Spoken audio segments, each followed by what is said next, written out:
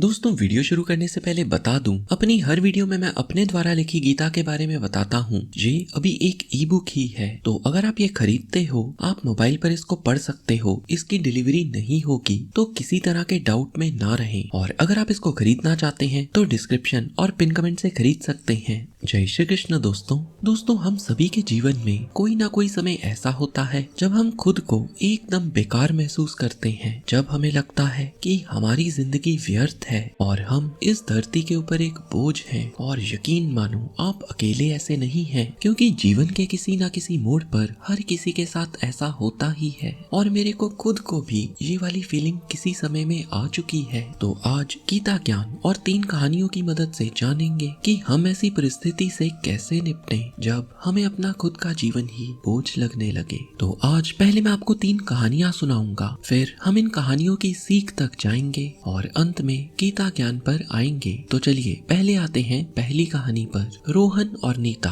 दोनों भाई बहन बड़े शरारती थे। दोनों एक ही स्कूल में पढ़ते थे। इनके शरारतों के किस्से पूरे गांव में मशहूर थे। एक दिन दोनों स्कूल जा रहे थे, तब रोहन को रास्ते में 3 भेड़ें दिखी, जिन्हें देखकर रोहन के दिमाग में एक खुराफाती विचार आया। पढ़ाई वढ़ाई में उसका मन तो लगता नहीं था, तो उसने सोचा क्यों ना आज इन भेड़ों की मदद से कुछ ऐसा किया जाए कि स्कूल में पढ़ाई से ही छुट्टी हो जाए। उसने अपनी बहन नीता से कहा, क्या तुम स्कूल से पढ़ाई की छुट्टी चाहती हो? मेरे पास एक कमाल का आइडिया है। रोहन बोला। उधर सामने देखो, 3 भेड़ें। नीता को कुछ समझ नहीं आया कि आखिर 3 भेड़ें उनके स्कूल से पढ़ाई से छुटकारा कैसे दिलवा सकती हैं। रोहन ने आइडिया बताया और कहा कि वे दोनों आज स्कूल की छुट्टी होने के बाद सबसे आखिर में जाएंगे और जाने से पहले इन भेड़ों को पकड़कर स्कूल में छोड़ देंगे। नीता बोली, लेकिन इससे क्या होगा? रोहन ने कहा, कल जब सभी छात्र स्कूल आएंगे तो सभी भेड़ों को पकड़ने में व्यस्त हो जाएंगे और हमें पढ़ाई से छुट्टी मिल जाएगी। नीता ने अपने भाई का मजाक उड़ाते हुए कहा, क्या खूब, ये 3 भेड़ें तो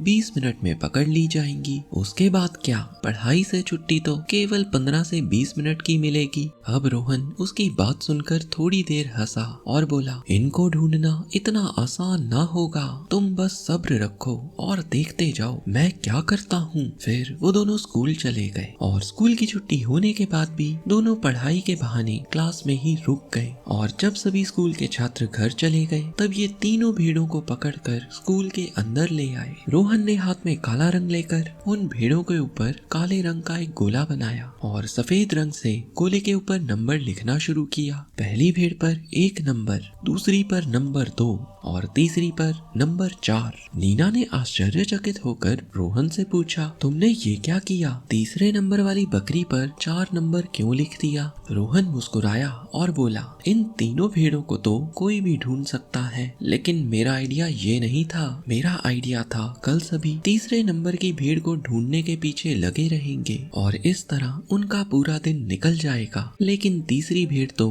मिलेगी ही नहीं। अब अगले दिन रोहन का प्लान कामयाब हो गया। स्कूल में शोर मच गया। सभी को पहली, दूसरी और चौथी भेड़ तो आसानी से मिल गई, लेकिन तीसरी भेड़ किसी को ना मिली। स्कूल के सारे टीचर्स और बच्चों ने तीसरे नंबर की भेड़ को ढूंढने के लिए हर क्लास की तलाशी ली। इतना ही नहीं, कुछ बच्चे तो भेड़ को ढूंढने के लिए छत तक चढ़ पड़े। सभी ने जी जान लगा दी, लेकिन किसी को भी तीसरी भेड़ ना मिली, क्योंकि जो है ही नहीं वो कहां से मिलेगा। दोस्तों, अब इस कहानी में जीवन का बड़ा ही अनमोल ज्ञान छिपा है। उसको जानने से पहले आते हैं दूसरी कहानी पर। ये कहानी मैंने अपने बचपन में कभी सुनी थी। ये कहानी सच्ची तो नहीं, परंतु इसकी सीख अनमोल है। एक गांव में एक बुजुर्ग महिला रहती थी। महिला का कोई ना था। इसे हर रोज पीने के लिए गांव से दूर झरने से पानी भरना पड़ता था। महिला 2 बड़े बर्तनों की मदद लेती थी। उन बर्तनों को वो डंडे से बांधकर अपने कंधे के दोनों ओर लटका कर ले जाती थी। उसमें से एक बर्तन में थोड़ी सी दरार थी, जबकि दूसरे बर्तन में एक खरोंच तक नहीं थी। दूसरा बर्तन एकदम सही था। इस कारण जब महिला घर पहुंचती तो उसके एक बर्तन में तो पूरा पानी होता और टूटे हुए बर्तन में सिर्फ आधा पानी ही बच पाता। ऐसा 2 साल तक रोजाना चलता रहा। सही बर्तन को इस कारण अपने ऊपर गर्व था कि वह पूरा पानी पहुंचाता है और उसके अंदर कोई कमी नहीं। वहीं दूसरा और बेचारा फूटा हुआ बर्तन इस बात को लेकर लज्जित था कि उसकी वजह से उस बुढ़िया की मेहनत बेकार चले जाती है और वह घड़ा आधा पानी ही उसके घर पहुंचा पाता है। शर्मिंदा हुए घड़े ने एक दिन अपना दुख महिला के आगे रख ही दिया। उसने कहा, मुझे अपने आप पर शर्म आती है, मैं आपके किसी काम का नहीं। महिला ने पूछा, क्यों? तुम अपने आप को ऐसा क्यों कह रहे हो? वह बर्तन महिला से दुखी होकर बोला, मुझ में एक दरार है जिसकी वजह से 2 साल में मुझ में जितना भी पानी आपने पहुंचाया, मैं उसका सिर्फ आधा पानी ही घर पहुंचा पाया, इसलिए मैं आपसे क्षमा चाहता हूँ। महिला उस बर्तन की बात सुनकर थोड़ा मुस्कुराई और बोली, क्या तुमने रास्ते के किनारे लगे फूलों को देखा है? बर्तन मायूस होकर बोला, नहीं। महिला बोली, मैं चाहती हूँ आज तुम रास्ते के किनारे लगे उन सुंदर फूलों को देखो। बर्तन ने इस बार वैसा ही किया। इस बार आते वक्त वह सुंदर फूलों को देखता हुआ आया और इन सुंदर फूलों को देखते देखते ही उसकी उदासी कम हो गई। परंतु फिर घर पहुँचते पहुँचते बर्तन के अंदर आधा पानी ही बच पाया। बर्तन फिर महिला से क्षमा मांगने लगा। महिला ने कहा, शायद तुमने ध्यान नहीं दिया, परंतु रास्ते में जितने भी फूल खिले थे वह सिर्फ तुम्हारी तरफ थे, ठीक बर्तन की तरफ एक भी फूल ना था। असल में मैं तुम्हारी इस कमजोरी को जानती थी और मैंने इस बात का फायदा उठाकर तुम्हारे तरफ वाले रास्ते पर सुंदर फूलों के बीज बो दिए और जब हम घर वापस जाते थे तो तुम स्वयं ही उन्हें थोड़ा थोड़ा पानी देकर सींचते रहते थे, जिस कारण इतने सुंदर फूल उग आए। आज सिर्फ तुम्हारी वजह से ही यह रास्ता इतना खूबसूरत हो गया है और अब मैं इन फूलों को भगवान को अर्पित कर पाती हूँ। तुम जैसे हो अगर वैसे ना होते तो ये सब कहाँ हो पाता। तो चलिए अब आते हैं तीसरी कहानी पर। दोस्तों ये कहानी एकदम सच्ची है। स्पेन में जूलियो नाम का एक बच्चा जो जब केवल 10 वर्ष का था तभी से उसका एक सपना था कि उसको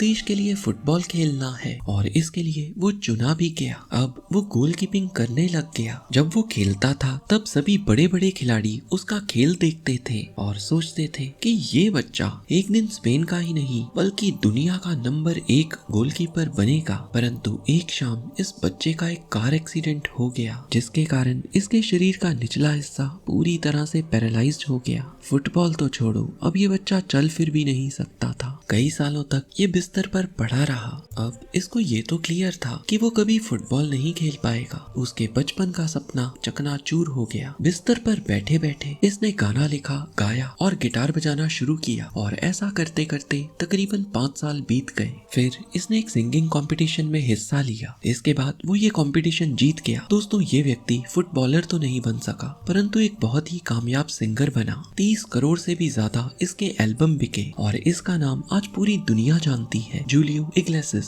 तो अब आते हैं कहानियों की सीख पर। पहली कहानी की तरह हम सब उस तीसरी भेड़ को ढूंढ रहे हैं। तीसरी भेड़ मतलब वो खूबियाँ जो हमें औरों में तो दिख रही हैं परंतु हम में वो नहीं है। जैसे वो इतना लंबा है, मैं कैसे उसी की तरह उतना लंबा हो जाऊं इत्यादि। सच तो ये है हम सभी उस टूटे बर्तन की तरह हैं। इंसान कोई परफेक्ट नहीं। और जैसे तीसरी सच्ची कहानी में जूलियो अपनी कमी के कारण फुटबॉल प्लेयर ना बन सका परंतु अच्छा गायक बन गया। दोस्तों जिंदगी जब हमें बोझ लगने लगे तो याद रखना हम सभी अपनी सभी कमियों को पूरा नहीं कर सकते परंतु इन कमियों के साथ भी सफलता की राह पर चल सकते हैं। तो जब भी जिंदगी बोझ लगे याद रखना कहानी में आप टूटे बर्तन की तरह अपनी कमियों पर ध्यान दे रहे हैं और हम सभी की सबसे बड़ी ताकत यही है कि परमात्मा हम सबके साथ है। श्रीमद् भगवत गीता के 13वें अध्याय के 16वें श्लोक में श्री कृष्ण बताते हैं, परमात्मा जड़ और चेतन पदार्थ व समस्त प्राणियों के भीतर है और बाहर भी है और वह अति सूक्ष्म होने के कारण किसी के द्वारा भी जाना नहीं जा सकता।